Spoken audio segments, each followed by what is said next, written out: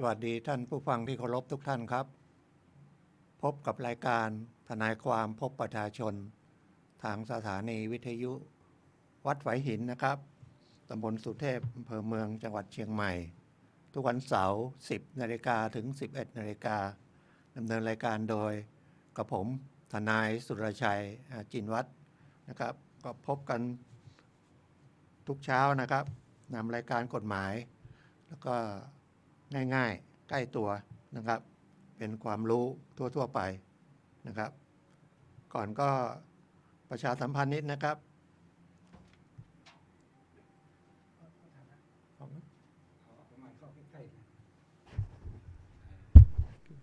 เสียงนี่ไม่แรกเลยทำไมเขาแ ไม่มีผมเป็นหลีเสียงนั้น ไม่เกี่ยวต้องโดนนี่ลงอย่างเดียว เหรอมันมีออกมา มันออกได้ อ๋อ ไม่เกี่ยว ครับก็รายการมหกรรมหนังสือที่ห้างเซ็นทรัลแอร์พอร์ตนะครับพรุ่งนี้วันสุดท้ายก็ใครขอหนังสือก็เชิญนะครับ เดี๋ยวผมจะไปแวะเหมือนกันนะครับไปซื้อหนังสือก็ลดราคาเยอะแล้วก็อีกงานหนึ่งก็งานลานนาเอ็กซ์โปที่ศูนย์แสดงสินค้านะครับตรงถนนคันคลองใกล้ๆสนามกีฬา700 ปีนะครับศูนย์แสดงสินค้าอันนั้นก็เป็นงาน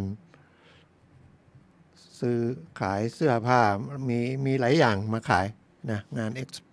อันนั้นซื้อสินค้านะครับแต่ถ้าขอหนังสือก็เชิญที่เซ็นทรัลแอร์พอร์ตนะครับอันนี้ก็เป็น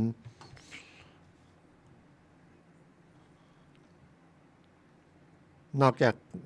ที่แอร์พอร์ตแล้ววันนั้นผมก็ไปเดินนะแต่มันยังไม่ได้ดูหนังสือนะไปซื้ออาหาร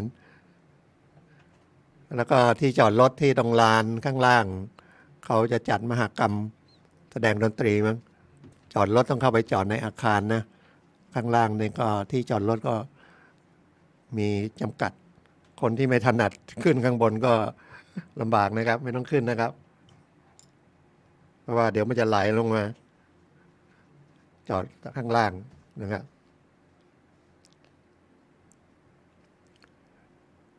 ก็เตือนท่านนะครับเพราะว่าอันนี้ก็ไปเจอประสบการณ์จริงก็คือผมไปนั่งให้คำปรึกษาที่สถานีตำรวจนะครับซึ่งให้ทนายไปนั่งของสถานีตำรวจนี่ก็เป็นความร่วมมือของกรมตำรวจของสภาทนายความแล้วก็ของรัฐบาลนะครับมีงบมาให้เป็นค่าให้เบี้ยเลี้ยงทนายที่ไปนั่งนะครับก็มีทนายหมุนเวียนกันไปนะครับไปจำอยู่ทุกวันนะครับที่สถานีตำรวจของเชียงใหม่ก็ที่ตรงวัดพระสิงห์นะครับสถานีตำรวจภูธรเมืองเชียงใหม่นะครับแล้วก็สถานีตำรวจช้างเผือกแล้วก็สถานีตำรวจแม่ปิงนะครับทางใกล้ๆแยกหนองหอยถนนต้นยางนะครับถนนสายลำพูนเชียงใหม่ลำพูนสายต้นยางมีทนายนั่งทุกวันนะครับไม่มีวันหยุดนะครับเดือนนี้เดือนกรกฎาคมนี้ก็วันหยุดราชการเยอะนะอาสาฬหบูชาเข้าพรรษาแล้วก็วันเฉลิมนะจะหยุดเพิ่มให้อีกด้วยหยุดเยอะเลยคนที่ทำงานราชการนะครับเพื่อให้ไปเที่ยว แต่ก็ให้ระมัดระวังนะครับที่เขาขายทัวร์ขายโรงแรมน่ะเช็คดีๆนะครับว่าเดี๋ยวมันจะอาจจะมีปัญหาเหมือนกับอะไรนะครับที่ขายอาหารญี่ปุ่นนะครับตอนนี้ก็จับตัวได้แล้วแต่กำลังดำเนินคดีอยู่นะครับเพราะว่าเขาก็ใช้ธรรมชาติของมนุษย์นะครับอยากได้ของถูกของดีซึ่งมันยากนะของถูกด้วยของดีด้วยอาหารญี่ปุ่นต้องอย่างน้อยก็400-500นะขาย200-300นะครับขายเป็นคูปอง นะครับ คนก็ซื้อถูกดี แล้วก็มีระยะเวลากิน 2-3 เดือน 4-5 เดือน 6 เดือน ก็ซื้อไว้ แต่ที่ไหนได้ไม่มีนะปิดร้านไปหมดนะครับ แล้วบางคนก็ซื้อไปเผื่อขายอีก เพราะเห็นว่าได้กำไร แต่หมดโปรโมชั่นแล้วก็นะก็ขายได้กำไรเนี่ย คนเราก็มองอย่างนั้นนะครับ ฉะนั้นมันมีทุกวันนะครับ ผมไปนั่งที่โรงพักวันไหนก็ไม่ได้ไปนั่งทุกวันนะ มีทนายอื่นไปนั่งด้วยนะครับ เดือนหนึ่งก็ไปนั่งครั้ง 2 ครั้งเพราะฉะนั้นนะก็เจอกู้เงินออนไลน์นะครับ เขาก็จะหลอกนะครับ เอาบัตรประชาชน เอาเบอร์โทรศัพท์ เอาเลขบัญชี แล้วให้โอนเงินค่าธรรมเนียมไป อาจจะก่อนนี้ก็เยอะเอาคุณจะกู้เท่าไหร่10,000 5,000 หรือ 20,000 30,000 อะไรแล้วแต่ เขาก็บอกว่าอยากได้ก็สมัครก่อน เขาเอาน้อยๆเนี่ยนี้ก็ไม่เอาเยอะ อาจจะรายนี้เอา350นะบอกส่งไปก่อนเป็นค่าธรรมเนียม พอส่งไปปุ๊บเดี๋ยวมาละเขาจะโฆษณามาทาง Facebook นะครับ เสร็จแล้วเขาขอติดต่อทางแอปพลิเคชัน LINE ก็คุยกันทาง LINE ว่าส่งเงินได้ค่าธรรมเนียมแล้วเดี๋ยวก็มาล่อเราอีกอนุมัติแล้วนะแต่ต้องส่งเงินไปอีก สมมุติกู้ 5,000 เอาเงินไปอีก500ต้องส่งค่าธรรมเนียมไปเดี๋ยวก็จะโอนเงิน 5,000 มาให้เขาได้เราไปละนะ300 500 800แล้วบางคนรู้ทันก็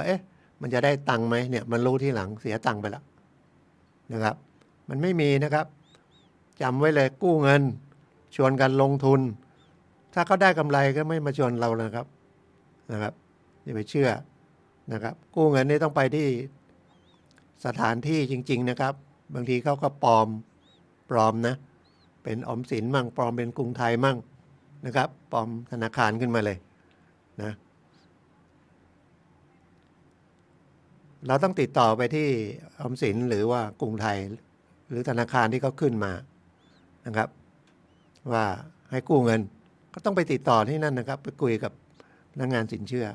ไม่มีกู้ออนไลน์นะครับจำไว้เลยลงทุนอะไรนี่ก็ไม่ต้องไปลงทุนนะครับมันไม่ใช่ของจริงนะเราจะเสียตังค์เปล่าหรือของผมก็มาประจำไอ้เบอร์มีเลขบวกนะแล้วก็มีต่อท้ายไปเยอะๆนะเนี่ยของผมมาเลยบวกโทรเข้ามามีเลขบวกแสดงว่ามันโทรมาจากต่างประเทศนะครับเลขบวกแล้วก็มีเลข455ต่อท้ายไปอีกเยอะแยะเลยของผมมาเนี่ยเมื่อวานนี้เองมา2เบอร์บวก99แล้วก็ต่อด้วย5 6 7 8อะไรไม่รู้ไปเยอะแยะไม่ต้องไปรับนะครับแล้วไม่ต้องไปกดอะไรด้วยนะครับเดี๋ยวก็เข้าทางเขานะเข้าทางเขาก็เสียเงินให้เขาเราไม่ได้ทำผิดอะไรถ้าเราทำผิดจริงๆนะครับเป็นเนี่ยโทรศัพท์มาเนี่ยโทรมาบอกว่ากสชท.ตรวจสอบอ้างนะครับหรืออ้างว่ามีสิ่งผิดกฎหมายเป็นแก๊งคอลเซ็นเตอร์เลยนะบางคนขอตรวจเงินโอนเงินแม่เขาตรวจ ก็เสียเปล่านะครับทำไมเราทำอะไร ถ้ามันผิดจริงเขาต้องมาจับเขาต้องมี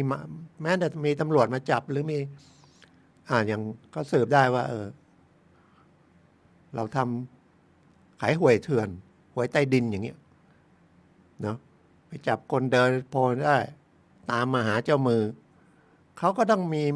การที่จะมาจับไม่ใช่มันความผิดซึ่งหน้าตำรวจจับได้นะครับต้องขอหมายศาลนะครับหรือก่อนลองขอหมายศาลตำรวจก็เดี๋ยวนี้ออกหมายเรียกนะครับแล้วถ้าจะมาค้นก็ต้องมีหมายค้นนะผ่านกระบวนการแต่เขาก็ระวังนะบางทีเขาก็พอได้ข่าวเงี้ยเขาก็จะไปปลอมนะไปปลอมหมายมั่งปลอมหนังสือมั่งนะครับส่งมาเป็นจดหมายมั่งมีสแกนQR Code ไม่ต้องทำอะไรทั้งสิ้นนะเพราะนั้นคุณจะเสียเงินเปล่านะครับเสียไปฟรีๆเลย แล้วก็พอเสียแล้วก็มาแจ้งโรงพักนะแจ้งโรงพักมันก็แจ้งได้2แจ้งเป็นหลักฐานนะครับ อันนี้ไม่ได้เจตนาที่จะร้องทุกข์นะครับ เพราะว่าถ้าร้องทุกข์ก็ตำรวจก็ต้องไปสืบก็เป็นคดีให้ตำรวจไปสืบมีงานให้ตำรวจอีกถ้าจะลงประจำวันเป็นหลักฐานก็ลงได้เขาก็ลงให้นะบางคนก็มาลงกลัวว่าเขาจะเอาบัตรอะไรไปทำความเสียหายได้นี่มันนึกที่หลังหมดอะก่อนจะทำอะไรก็ควรจะนะครับ คิดให้รอบคอบนะครับไม่นั้นจะโดนนะครับ อีกอันนึงอันนี้ก็น่า น่าเสียดายเงินแทนนะครับ ไม่รู้จะตามได้ไหมเขาขายอาหารนะครับ ขายอาหารทะเล ขายจนดึกอะธนาคารปิดหมดละแล้วก็มีเงินที่ขายของได้ไม่อยากเอากลับไปไว้บ้านไม่ปลอดภัย ก็หลายหมื่นอยู่6-7 หมื่นนู่นน่ะก็ไปเข้าตู้ที่หน้าธนาคารนะธนาคารจะมีตู้เดี๋ยวนี้มีหลายตู้รับฝากเงินตู้ ATM ซึ่งเดิมมีแต่เฉพาะตู้ ATM ก็คือเอาบัตรไปแล้วก็กดได้เงินจากธนาคารออกมาจากบัญชีของเรานะครับ แล้วก็มีอีกตู้นึงก็ตู้ปรับสมุดคือเขาจะใช้เครื่องหมดไม่อยากให้มีสำนักงานหรือมีสำนักงานก็ไม่ดอกจ้างพนักงานเยอะเพราะว่าพนักงานนี่เงินเดือนเยอะแล้วก็ขึ้นไปเรื่อยๆไอ้ตู้นี่ลงทุนนะตู้อัตโนมัติทั้งหลายลงทุนทีเดียวก็มีค่าบำรุงรักษาไม่มากไม่เลยแต่เราก็ต้องใช้นะครับเขาเอาเงินไปเข้าแล้วทีนี้เขาไม่เคยเข้าเลยผมเห็นหลายครั้งละคำว่าเห็นหลายครั้งคืออยากจะลองฝากดูนะก็ยังไม่กล้าเลยนะกล้าว่ามันดูดเข้าไปแล้วมันจะเป็นถึงเราไหมเขาก็จะลงไปอยู่ใส่ซอเป็นใบแล้วก็ไปใส่ไว้ในหีบนะเข้าไปอยู่ข้างในนะถ้าแบงก์มันต้องค่อนข้างใหม่นะไม่ใช่แบงก์ซื้อของมายับยุยี่อะไรพวกเนี้ยมันไม่อ่านนะครับมันก็เลือกแต่อ่านได้ดีๆแล้วพวกนั้นก็ไปกองอยู่ในไหนนะอันนี้เอาไปเข้าประมาณ70,000ตัวเลขมันขึ้นมา60,000กว่าหายไปเกือบ10,000นะแล้วพอเช้าก็ติดต่อธนาคารก็บอกว่ามันมีกล้องถ้าอยากจะดูนะครับคุณต้องไปแจ้ง ตำรวจเป็นหลักฐานไว้ก่อนนะให้ตำรวจบอกว่าขอตรวจกล้องก็คือมันจะไปดูภาพที่ถ่ายบันทึกไว้นะครับฉะนั้นระมัดระวังนะแต่ผมไปถามคนที่เขาเคยฝากเขาบอกมันจะเข้าไปแล้วถ้าไม่เข้าเนี่ยมันจะค้างอยู่ในนั้น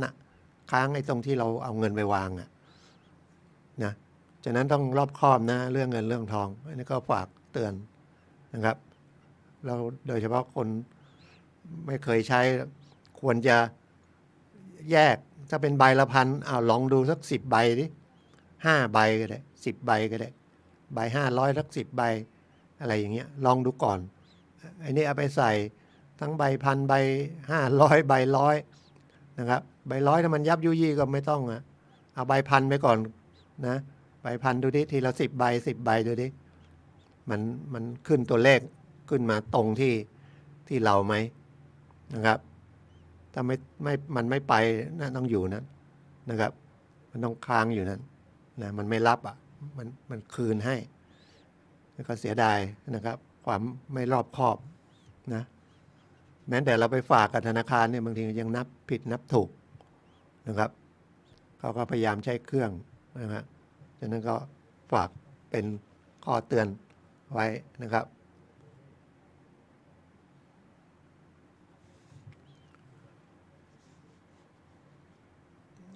อีกอันหนึ่งนี่ก็ประจำผ่อนรถอยู่เงินขาดเอารถไปจำนำจะเป็นรถเครื่องก็ดีรถเครื่องหมายถึงรถจักรยานยนต์ก็ดีไปเช่าซื้อมา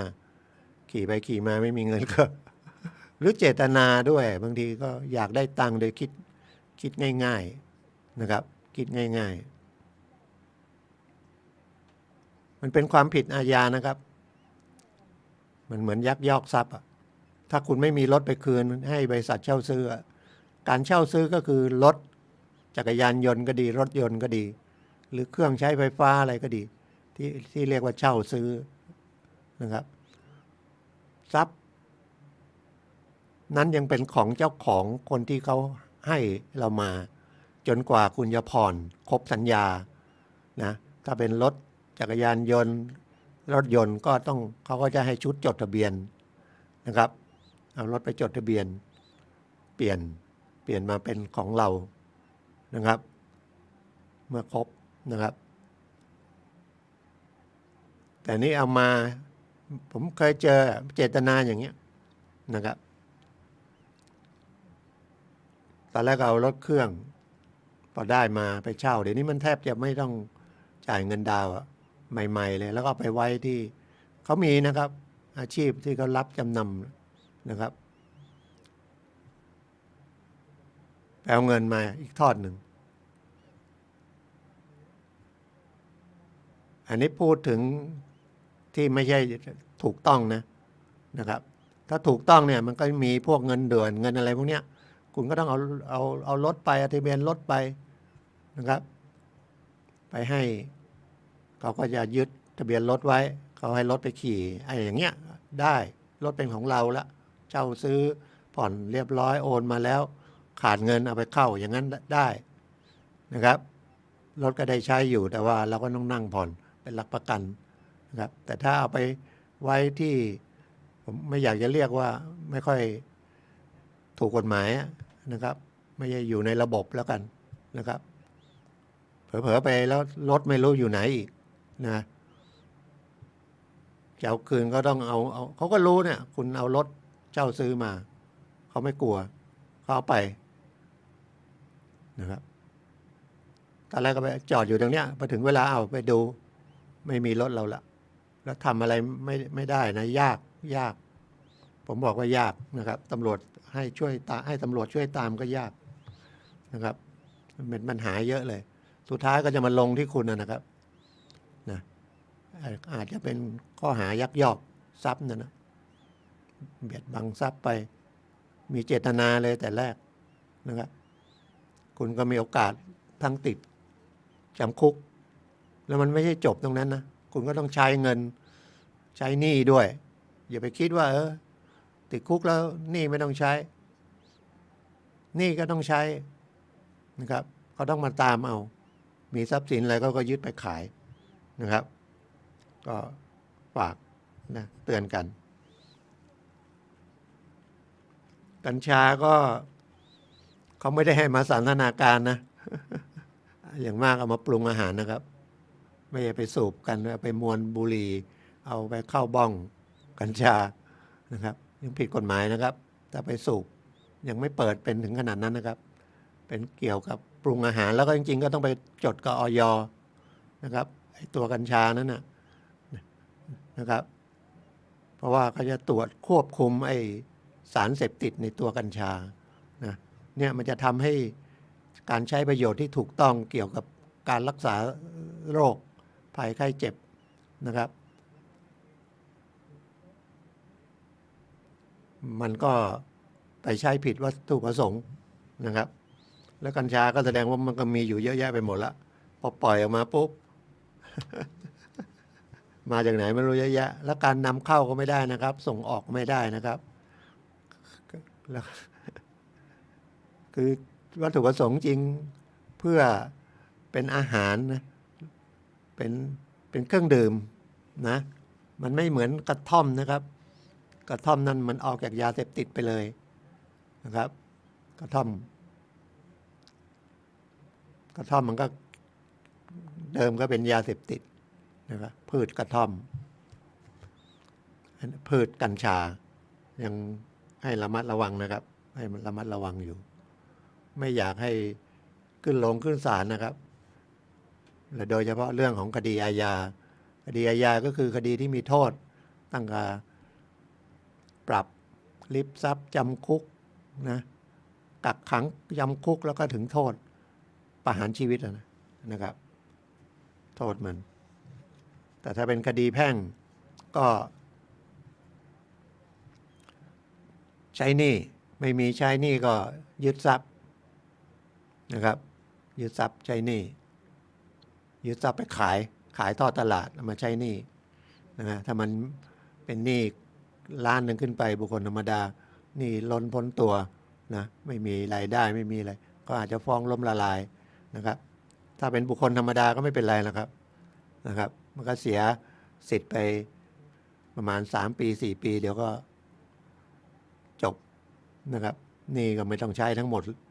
มีเท่าไหร่ก็เท่านั้นนะถือว่าล้มละลายไปแล้วก็กลับมาใหม่ขอกลับมาใหม่ได้แต่คนล้มละลายนี่นะครับขายที่ดินโอนที่ดินไม่ได้นะฉะนั้นเวลาไปซื้อที่ดินบางทีเขามีที่ดินอยู่แล้วเราไม่รู้คนที่เป็นเจ้าของที่ดินก็ล้มละลายดังนั้นเช็คล้มละลายก่อนนะครับเดี๋ยวไปซื้อแล้วโอนไม่ได้เอาเงินเราไปนะอยู่ที่เรานะครับความระมัดระวังนะครับไปมันมีประเด็นปัญหากฎหมายเนี่ยหรือเรื่องอื่นๆก็ได้ทนายก็มีความรู้นอกจากกฎหมายแล้วมีความรู้นะเพราะว่าก็ผ่านคดีความมันก็เรื่องเนี่ยกู้เงินนะครับเช่าซื้อยักยอกนะช่อโกงอะไรพวกนี้นะก็ลองไปถามไปดูว่าอย่างนี้มันยังไงนะครับมันเสี่ยงไหมนะแต่ส่วนใหญ่ไม่ ทำไปแล้วค่อยมาหาทนายเหมือนทางการแพทย์ก็บอกว่าดูแลรักษาตัวไม่กินเหล้ากินยาเมาขับรถชน ก็ต้องเป็นนะโดนจับนะซ่อมรถให้เขาอีกอะไรอีกหรือบางทีก็ตายกินเหล้าเมาไปตัดหน้าเขาก็ตายนะแทบจะบอกว่าถ้าเป็นฝ่ายผิดนะฝ่ายผิดก็ตายนั่นแหละถึงจะมีพรบนะครับก็ได้แค่30,000 35,000ถ้าเป็นฝ่ายผิดนะถ้าฝ่ายถูกนะครับคำว่าถูกผิดนี่หมายว่าถูกกฎหมายถูกกฎจราจรนะครับคนอื่นเขาผิดเราถูกชนเสียชีวิตนะครับก็ได้ถึง500,000รวมทั้งค่ารักษาพยาบาลอะไรก่อนเสียชีวิตหรือทุพพลภาพไม่ตายก็มีเงินฉะนั้นไอ้พวกภาคบังคับทั้งหลายที่เขาให้ทำนะครับรถจักรยานยนต์ก็ดีรถยนต์ก็ดีนะครับก่อนไปเสียภาษีที่จะขึ้นมาวิ่งนะครับบนท้องถนนนะครับก็มีประกันคนเรียกติดปากกันพรบจริงๆพรบมันย่อมาจากพระราชบัญญัตินะครับก็เลยเรียกกันพรบติดปากไปนะเป็นเรื่องประกันของผู้ประสบภัยจากรถเป็นสภาพบังคับรถทุกคันรถแทบทุกประเภทที่ขึ้นมาบนท้องถนนจะเป็นรถจักรยานยนต์ดีก็ดีรถยนต์ก็ดีรถตู้รถปิกอัพรถบรรทุกกี่ล้อก็แล้วแต่นะรถทัวร์รถอะไรแต่มันมีรถที่ไม่อยู่ในภาคบังคับนะที่จริงอย่างรถในราชการอย่างเงี้ยนะรถทหารรถตำรวจมีไหม มีพรบไหมนะอันนี้ก็คือเมื่อ2-3 วันก็เหมือนกันถูกรถทหารนะครับชนขี่มอเตอร์ไซค์แล้วก็ถูกรถทหารชนเสียชีวิตนะครับนี่รถทหารไม่มีพรบคำว่ามีพรบก็คือไม่ได้อยู่สภาพบังคับเป็นรถใช้ในราชการทหารนะครับรถจิ๊บรถอะไรนะรถ EMC อะไรเงี้ยชนตายเลยนะทางฝ่ายผู้เสียหายเนี่ยนะเป็นลูกก็แม่พ่อมันขี่รถไปทำปกติเนี่ยนะตำรวจก็ชี้แล้วว่าทางฝ่ายรถยนต์นะครับผิดก็เรียกค่าเสียหายนะครับ ทีนี้แต่ถ้ามันเป็นพรบมันก็เรียกค่าเสียหายได้นะครับ แล้วมันก็มีคดีอาญาจะเป็นทหารเป็นอะไรมันก็โดนคดีอาญาด้วยนะแต่ทหารเขาก็มีเรื่องของศาลทหารนะก็ต้องว่าไปอีกอันหนึ่งทหารประจำการอะไรก็นะเพราะว่าประมาททำให้คนตายนะครับโทษมันก็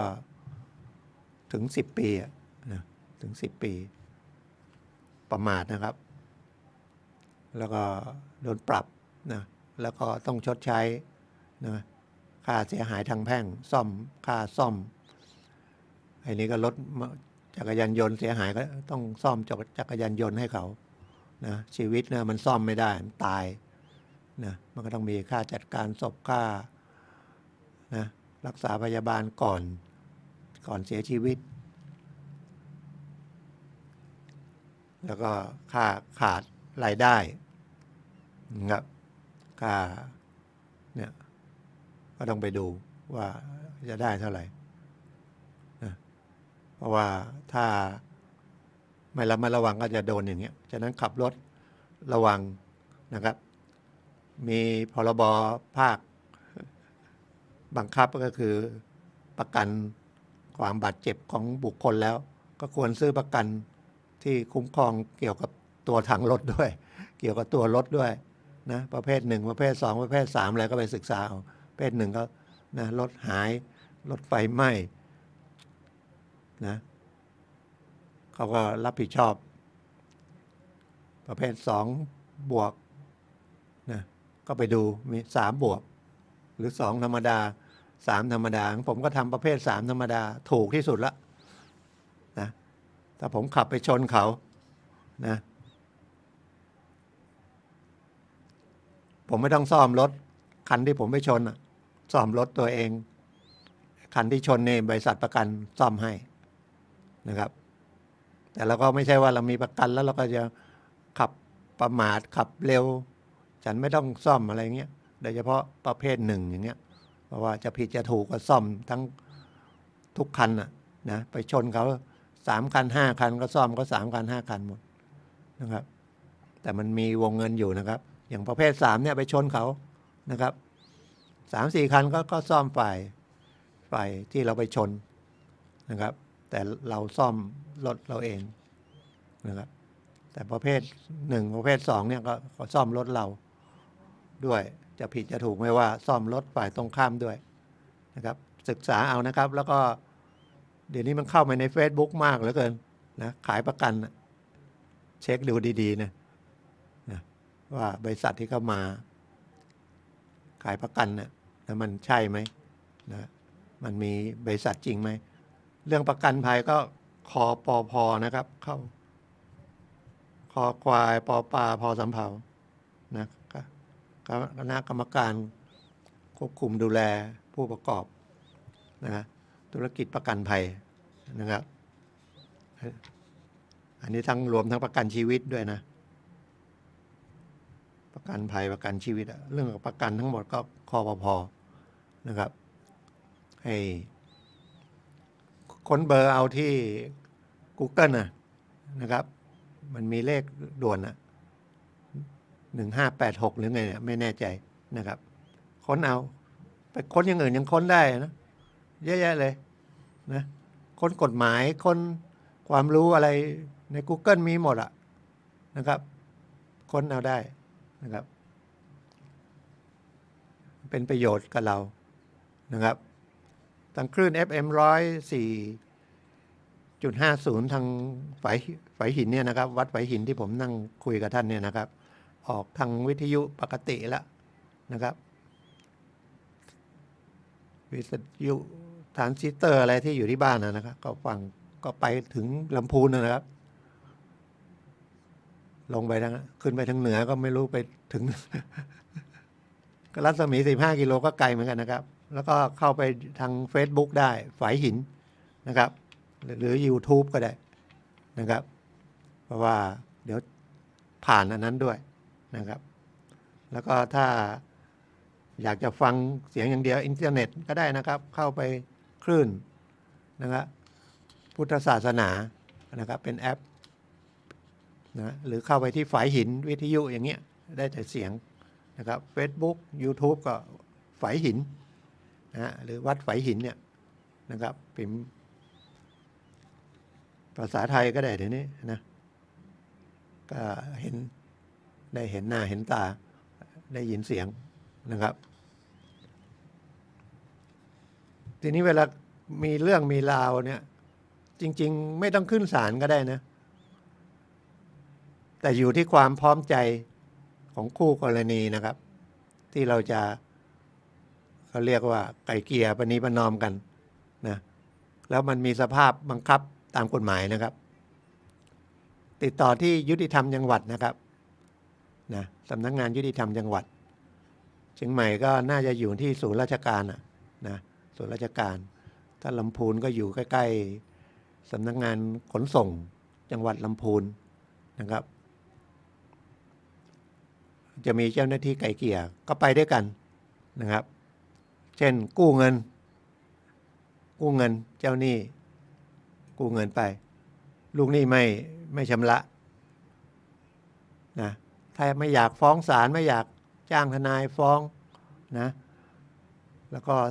ขึ้นศาลก็เสียเวลานะแล้วก็เราก็จะผิดใจกับลูกหนี้กันไปอีกแต่ต้องตกลงพร้อมใจกันนะเจ้าหนี้อยากเจรจาแต่ลูกหนี้ไม่อยากเจรจานี่การประนีประนอมหรือไกล่เกลี่ยข้อพิพาทเนี่ยมันก็เป็นไปไม่ได้เพราะว่าเขาใช้คำว่าสมัครใจแต่ถ้าไกล่เกลี่ยแล้วบันทึกแล้วผิดนะครับเอาว่าคดีทางแพ่งกู้เงินไป10,000นะไปฟ้องศาลก็ค่าทนายค่าอะไรก็บวกเข้าไปเขาก็ต้องมาเรียกกับตัวเจ้าหนี้กลายเป็น15,000 16,000ดอกเบี้ยอะไรอีกแต่ถ้าไปคุยกัน10,000นะดอกเบี้ยไม่ได้ค้างเอาสมมติเอาง่ายๆแล้วก็เรียกตามกฎหมายไม่เกิน115มีสัญญากู้นะครับสัญญากู้ก็มีลายมือชื่อลงว่าได้กู้เงินไปนะครับแต่ว่าส่งไม่ได้ผมจะขอผ่อนเดือนละ1,000นะเจ้าหนี้ใจดีก็ได้เดือนละ1,000ก็เอาไม่เอาดอกเบี้ยระหว่างผ่อนก็ได้อยากได้ตังค์คืนละดอกเบี้ยกินมาก็ส่งมานั่นก็พอละหลายสตางค์ละพอละนะเห็นตอนนี้ลำบากก็ไม่ต้องไม่เอานะครับก็จะเขียนเป็นนะบันทึกไว้นะว่าตกลงเป็นหนี้กัน10,000 บาทผ่อนชำระให้เดือนละ 1,000 เริ่มวันไหนก็ว่าไปนะครับภายในสิ้นเดือนภายในไม่เกินวันที่10ของแต่ละเดือนไปนะระหว่างชำระนี่ไม่คิดดอกเบี้ยแต่ถ้าผิดนัดชำระนี่งวด1งวดใดเขาจะเขียนอย่างนี้นะครับถือว่าผิดนัดทั้งหมดเพราะว่าถ้าไม่เขียนอย่างเงี้ย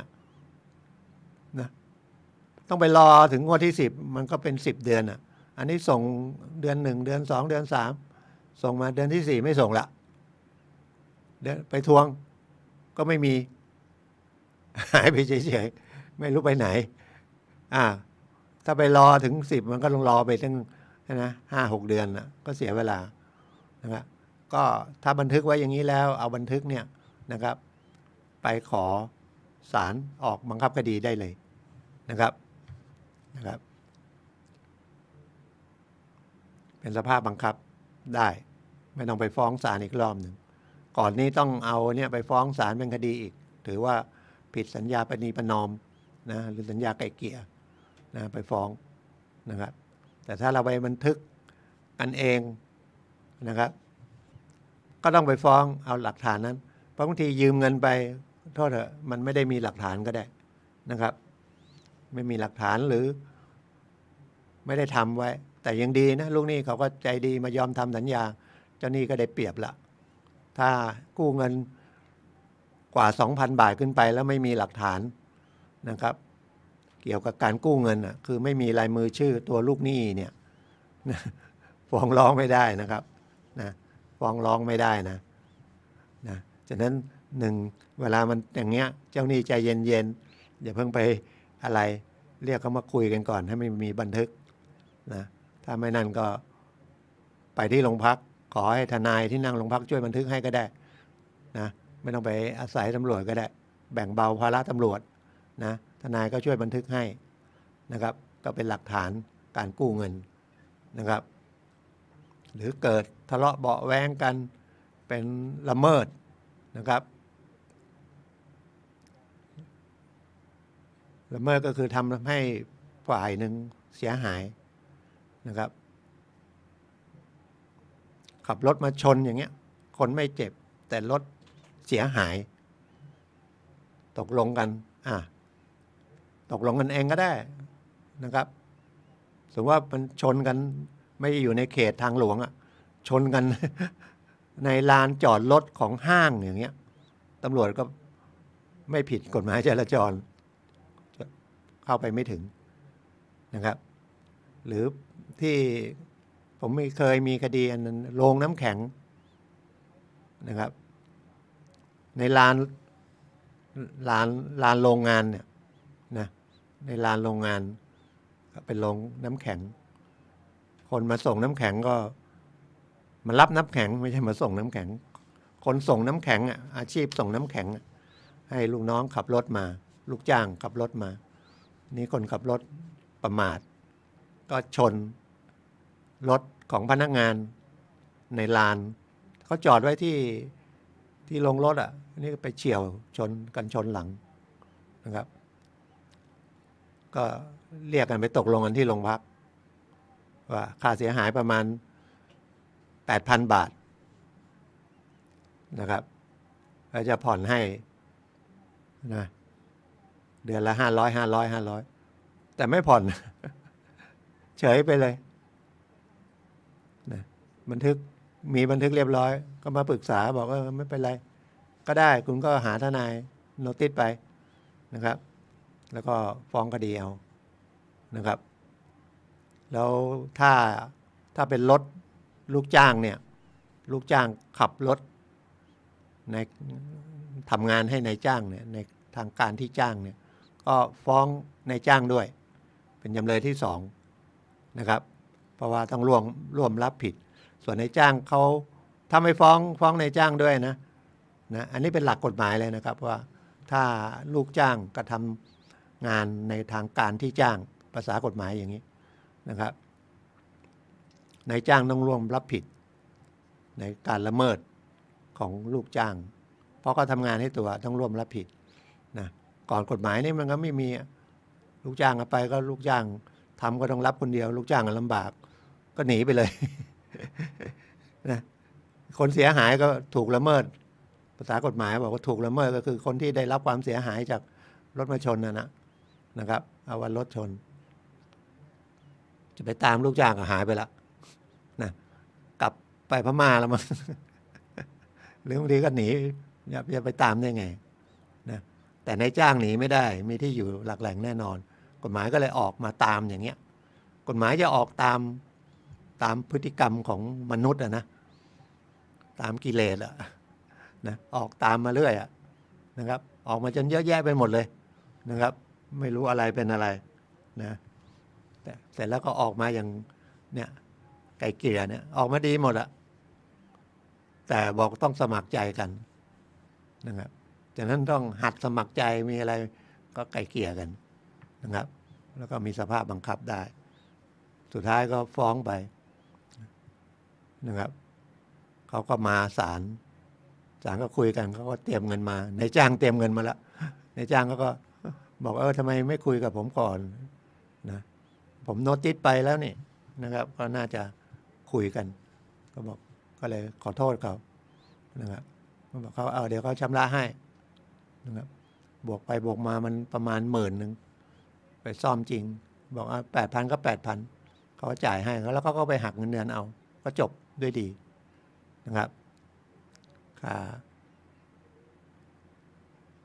ทางทนายทางนี้ก็บอกไม่ต้องเอาก็ได้นะก็ลดหย่อนให้อะไรเงี้ยถ้าจะเอาก็เขาก็ไม่ได้ตั้งใจแต่มันก็กินเวลานะครับบางเรื่องมันอย่าบอกว่าเร็วเนี่ยมันไม่เร็วนะครับแต่ถ้าไกลเกลี่ยกันมันเร็วมันเก่าไปก็จบเลยถ้าขึ้นศาลนู่นกว่าจะนัดกว่าจะได้ไปมาก็เป็นปีนะครับอย่างเร็ว แล้วพอมันได้คำพิพากษามาแล้วคดีแพ่งเนี่ย ไม่มีทรัพย์ให้ยึดเนี่ยมันก็ไม่ได้อะไร บอกมันตรงๆนะครับ หรือเขาจะมีการทำงานอะไรพวกนี้จะไปอายัดเงินเดือนก็โอ้ไม่มีจะให้อายัดอีก หรือมีทรัพย์สินเล็กๆน้อยๆเนี่ย กฎหมายก็ดูแลลูกหนี้นะครับ ไม่ใช่อะไรก็ยึดได้เหมือนสมัยก่อนนะครับ สมัยก่อนนี่ยึดได้หมดนะครับทีวีตู้เย็นในบ้านเสื้อผ้าบางทียึดพระบูชาก็ยึดนะเดี๋ยวนี้ไม่ได้นะครับ ก็ดูแล เพราะว่ากฎหมายก็เปลี่ยนแปลงไปเพราะว่ายิ่งเอามาหมดเลยนะเครื่องจักรเครื่องกลเครื่องทำมาหากินเขาก็ยิ่งตายกันใหญ่นะครับ ก็ต้องให้เขาตั้งตัวได้แล้วเดี๋ยวเขาก็มาผ่อนชำระได้นะครับ ก็แต่บางคนก็รู้เท่าไม่ถึงการหรือไงนะครับ เช่าบ้านเช่าซื้อบ้านอยู่ผ่อนอยู่ อันนี้ก็ผ่อนได้ ถึงจะผ่อนไม่ได้ช่วงโควิดอะไรเขาก็ให้ผ่อนแต่ดอกนะหรือถ้านั่นก็ไปขยายเวลาได้ แล้วการผ่อนบ้านเดี๋ยวนี้ผิดนัดงวดไหนถึงจะปรับดอกเบี้ยนะถ้าเกิดในสัญญาที่มาปรับลวดเหมือนสมัยก่อนนี่ก็ไม่ได้นะครับ เพราะว่าเขายังไม่ได้ผิดนัด ก็กฎหมายออกมาช่วยเหลือนะครับ เป็นระเบียบแล้วก็ออกเป็นระเบียบของธนาคารแห่งประเทศไทยด้วยนะครับ ผิดงวดไหนปรับได้งวดนั้นนะแต่จริงๆไม่น่าปรับนะส่งก็ไม่จะไหวอยู่แล้วดอกเบี้ยถูกบางทีมันมองมุมกลับกันนะเป็นการทำโทษนะครับ ก็เขาจะล่อแร่จะตายแล้ว ต้องเรียกมาคุยกันมาปรับ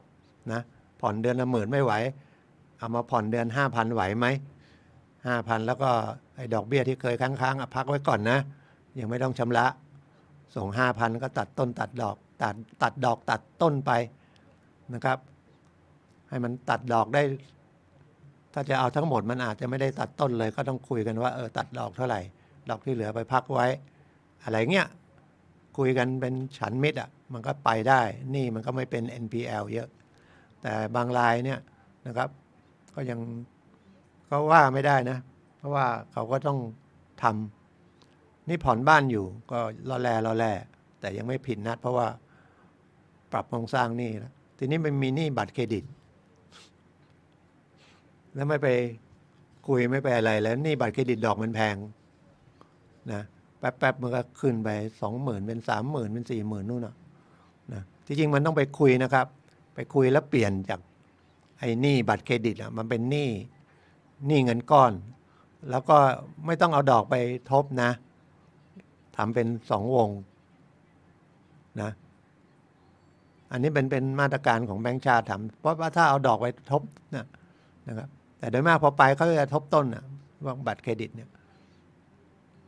นะจริงๆเงินที่เอาแล้วบัตรเครดิตมันไม่ใช่ซื้อสินค้าเนี่ยเป็นรูดเงินสดเอาเงินสดมาจริงๆสักต้นมา 30,000 ค่าธรรมเนียมก็เก็บไปละนะระหว่างนั้นผ่อนไปก็เป็นดอกอย่างเดียวเขาไม่ได้เสียหายอะไรมากจริงๆนะแต่พอเราจะไปปรับปรุงโครงสร้างหนี้อะไรปุ๊บไปเปลี่ยนเป็นผ่อนเงินผ่อนอย่างเงี้ยเขาเอามารวมเลย30,000มีดอกอีก10,000เป็น 40,000โอ้หนักเข้าไปใหญ่นะอันนี้มันต้องถ้ามันมีปัญหาอย่างนี้ก็ติดต่อธนาคารแห่งประเทศไทยนะเขาก็มีสคงนะศูนย์ดูแลควบคุมอะไรเกี่ยวกับการเงินเนี่ยติดต่อธนาคารประเทศไทยรายนี้ก็พอเป็นบัตรเครดิตเขาฟ้องเลยผิดนัดปุ๊บก็ฟ้องเพราะว่าบัตรเครดิตเนี่ยมันอายุความมันแป๊บเดียวเดี๋ยวมัน2 ปีมั้ยเดี๋ยวมันขาดอายุความก็ฟ้องพอฟ้องแล้วเขาเห็นเรายังผ่อนบ้านอยู่เขายึดบ้านหลังที่เราผ่อนเลย เล่นหนักเลยนะเล่นหนักเลยฉะนั้นอย่างเงี้ยถ้าอย่างเงี้ยต้องรีบไปเคลียร์บัตรเครดิตก่อนนะครับแต่ถ้ามันไม่ไหวแล้วมันหมดแรงแล้วนะไม่ใช่แนะนำไม่ดีนะไม่ต้องผ่อนอะไรแล้วหยุดไปเลย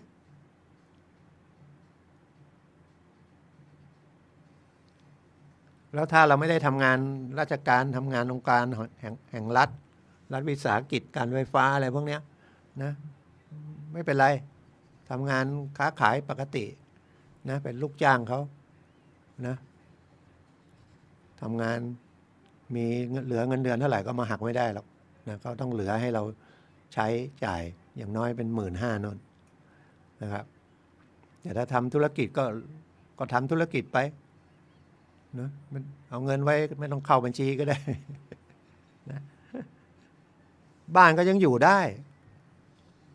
จนกว่าเขาฟ้องร้องอะไรบังคับคดีมีคนขายมาซื้อในการขายทอดตลาดเมื่อไหร่เนี่ยนะครับ เราถึงต้องออกแล้วมันไม่ใช่เร็วนะบ้านที่ถูกยึดไปรอขายเยอะแยะไปหมดนะครับบางคนตกใจนะไม่ต้องตกใจนะตั้งสติให้ดีๆตกใจทำไมอ่ะบ้านที่เราซื้อก็เงินธนาคารทั้งนั้นน่ะไม่ไหวมันก็ไม่ไหวแล้วก็อยู่มาแล้วไอ้ที่ผ่อนไปอ่ะไม่ต้องเสียดายก็ถือว่าเช่าบ้านอยู่เพราะว่าเสียดายเสียใจเครียดมันก็ทำงานที่จะไปข้างหน้าไม่ได้หมดเรี่ยวหมดแรง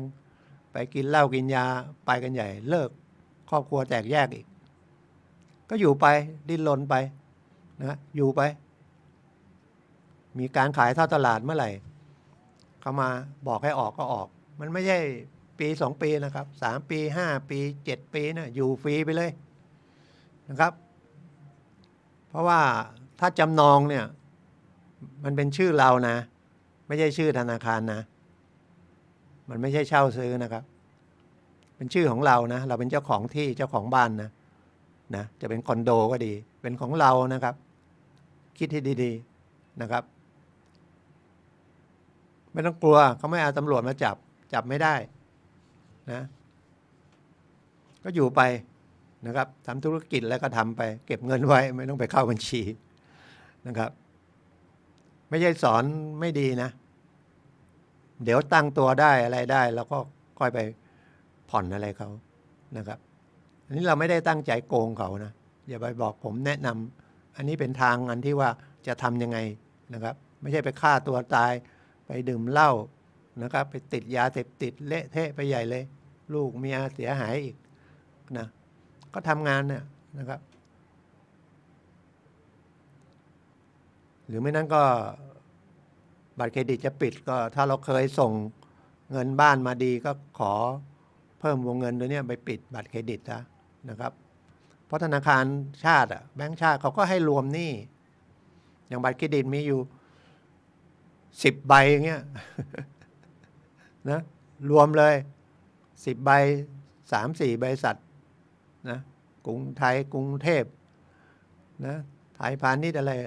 ก็ไปดูธนาคารไหนเขาจะรวมนะเอามารวมเป็นหนี้อันเดียวแต่เราก็ต้องแสดงความเป็นมีฐานะนะที่เราจะผ่อนได้นะครับจะผ่อนได้เขาก็จะยอมให้รวมเพื่อจะแบ่งเบาภาระหนี้จะได้ไม่เสีย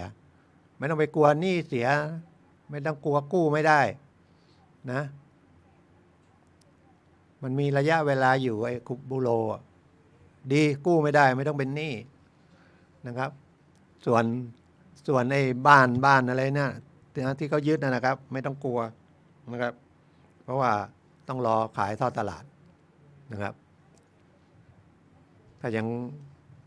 ขายไม่ได้นะครับไม่ใช่มีคนซื้อง่ายๆนะครับแล้วถ้าเขาขายได้เขาก็หักหนี้ไปก่อนอาจจะเหลือเงินก็ได้ผมเคยเจอนะครับที่แถวแม่ออนน่ะโดนฟ้อง300,000เป็นหนี้มาขายทอดตลาดได้เงินตั้งล้านน่ะ ชาวบ้านขายเองไม่ได้นะได้ 7-8 แสนนะเหลือเงินอีกนะฮะฉะนั้นบางทีจังหวะมันไม่ใช่นะครับเราจะไปคิดในทางลบอย่างเดียวนะครับแล้วก็คนที่เดือดร้อนนะจริงๆก็คือเจ้าหนี้นะครับตัวเจ้าหนี้นะตัวลูกหนี้ไม่เดือดร้อนฉะนั้นใครอยากจะเป็นเจ้าหนี้ก็ต้องรับตัวนี้แล้วก็ต้องเป็นคนที่ต้องไม่ใช่ใจอ่อนนะ ถ้าใจอ่อนนะประกอบเป็นลูกหนี้หรือทำบ้านเช่าอะไรพวกนี้ไม่ได้หรอกนะครับ ขายสินค้าเชื่ออะไรก็ไม่ได้ลำบาก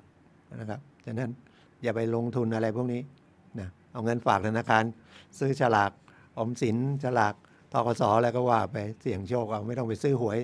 รัฐบาลหวยใต้ดินนะครับไม่ต้องไปปล่อยเงินกู้เองอะไรเองนะครับจะเสียหายทำไม่ได้อาชีพแต่ละอย่างนะครับมันถนัดไม่เหมือนกันนะครับแล้วก็ถ้ามัน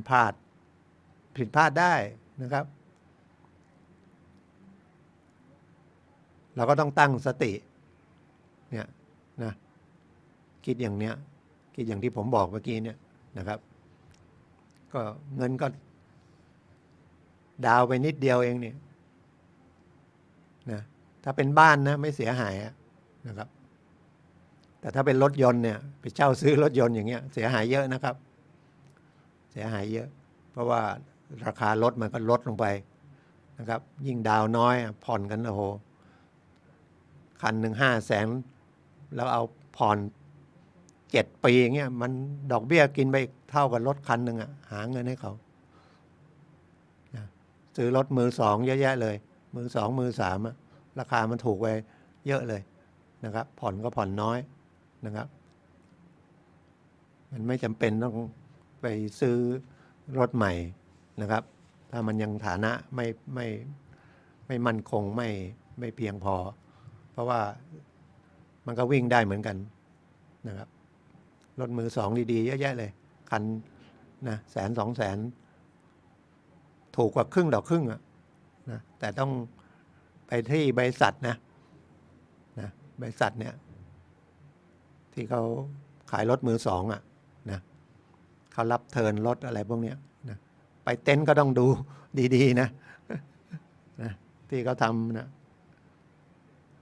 มันไม่เหมือนบริษัทอย่างโตโยต้าอย่างนิกสันอะไรพวกนี้เขาก็มีแผนกรถมือสอง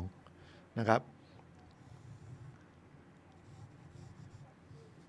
เวลาขึ้นศาลนะครับเขาก็เอานิดนึงนะครับขึ้นศาลไปขึ้นไปทำไมตกลงกันไม่ได้แล้วมีข้อพิพาทแล้วนะครับโจทย์ก็ต้องถ้าเป็นคดีแพ่งก็ไม่เท่าไหร่นะครับฟ้องเงินกู้อย่างเงี้ยเอาสัญญากู้ไปเบิกความก็เนี่ยมากู้เงินมีลายมือชื่อรับเงินไปแล้วกู้แล้วต้องรับเงินไปแล้วนะครับลูกหนี้ก็ไปไม่ไปก็มีค่าเท่ากันนะไม่ต้องกลัวไม่ไปให้การไม่ไปขอผ่อนอะไรเงี้ยศาลก็ตัดสินออกมานะครับแต่ถ้าขอผ่อนศาลก็จะตัดสินให้ผ่อนตามที่ตกลงกันได้เขาก็คืนค่าธรรมเนียมอะไรนะครับค่าทนายอาจจะก็คืนให้หรือตกลงค่าทนายว่าปณีประนอมเรียก 5,000 ก็ขอ 3,000 อะไรก็ลดหย่อนไปนะตัวลูกหนี้ก็ไม่ต้องไปใช้เยอะนะครับแต่ถ้าไม่ไปเลยเนี่ยศาลตัดสินมาคุณก็ต้องแบกนะครับตัวลูกหนี้แบกค่าทนายแบกค่าหรือค่าธรรมเนียมด้วยนะจากเงิน10,000มันอาจจะกลายเป็น15,000หรือกลายเป็น20,000ก็ได้นะครับดังนั้นก็ดูหลักฐานอย่างนี้ดูข้อเท็จจริงแต่ถ้าเป็นคดีอาญาเนี่ยนะครับคดีอาญาก็คือมีโทษอย่างที่ผมบอกนะครับปรับลิบทรัพย์กักขังจำคุกถึงโทษประหารชีวิตนะครับถ้าถูกแจ้งข้อหาก็นะผมแนะนำนะครับปฏิเสธก่อนนะแล้วเดี๋ยวไปคุยจริงๆก็คุยกับทนายที่นั่งนั่นก็ได้ว่านะขอตำรวจเลยบอกขออนุญาตคุยทนายก่อนนะแ